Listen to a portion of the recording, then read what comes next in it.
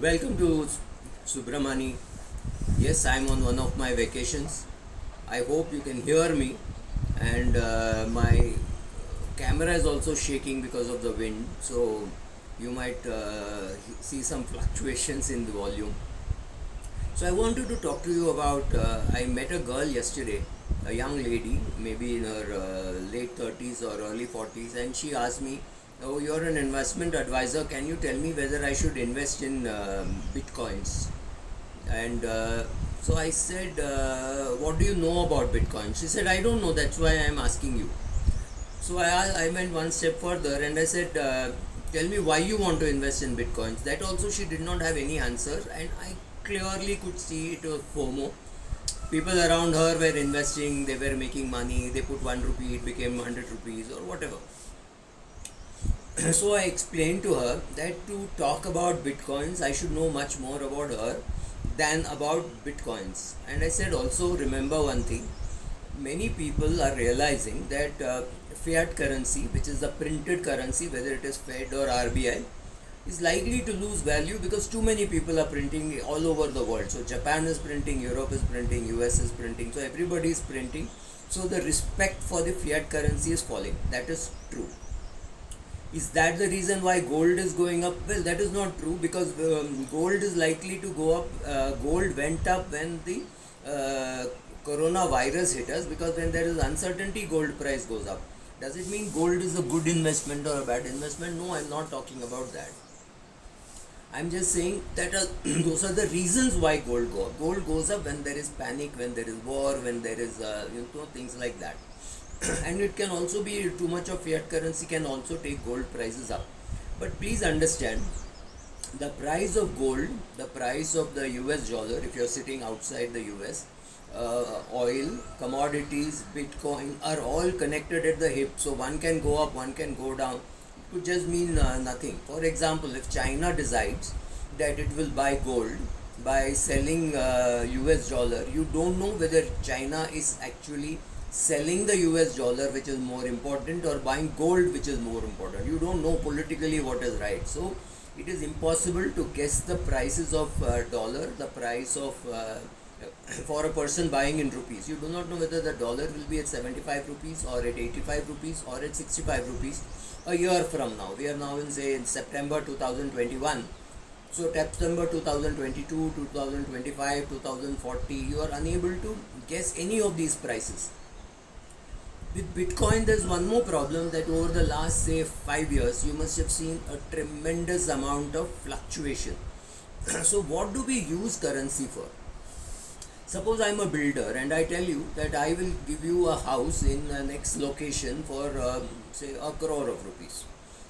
For that, by building that house, I need to buy raw material, I need to hire labor, I need to do the construction and give it to you. Now if I quote to you in bitcoins, a currency which fluctuates, say, 50% in a year, and I promise to give you this house in, say, 18 months, what is the price that I have quoted you is completely wrong, could be completely wrong. If it falls by 50%, there is no way how I will be able to buy all the material. And if it goes up 50%, you will come back and say, I don't think you're going to spend so much money on buying this material, so let us renegotiate. So there has to be stability of the value. You have to say, so much of computing power, which is called mining, will be done to make so many bitcoins, and it will remain there. That is again something which is controlled by a few people, which is very scary. So you do not know whether that will happen, how computing power will change, what will happen. So you don't know that. So you do not know whether they will print, they will make an excess, and then why Bitcoin? Why not something else? Bitcoin, remember, is a proper noun. It's not a common noun, right? So let me buy something else. So that could happen. Far more important, if you are asking me as an advisor what I should do, I can only tell you that I have not invested in any of these digital currencies or whatever you want to call it, and I will not invest till I see regulatory approval.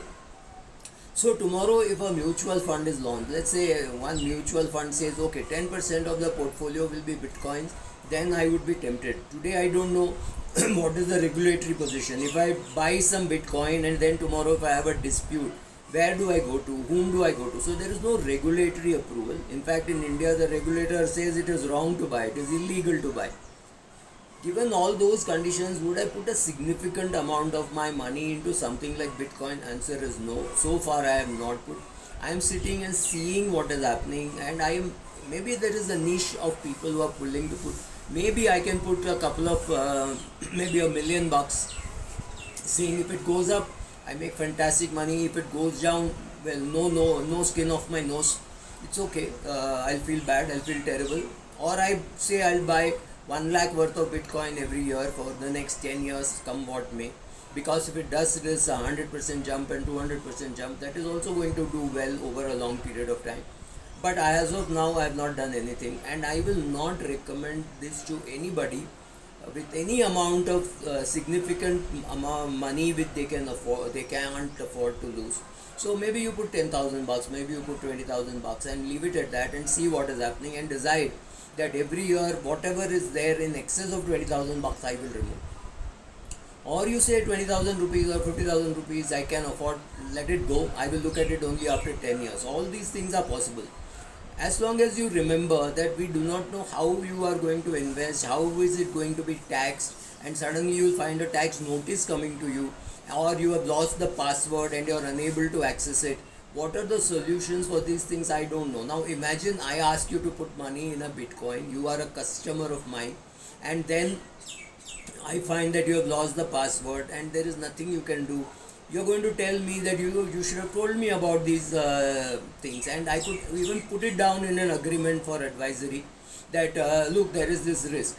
But when your bad times come, I mean, maybe you know it, you remembered it, but you died, you did not tell your wife or something like that, and the thing is gone.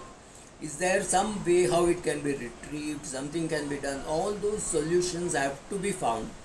And there has to be, like I said, there has to be regulatory approval before I look at that asset class for investing reasonable amounts of money. I don't want to take a chance not putting money in a product which I don't understand at all, or I understand very little, and which fluctuates so much in value. It doesn't suit me, doesn't suit my style. You choose what you want to do. Thank you.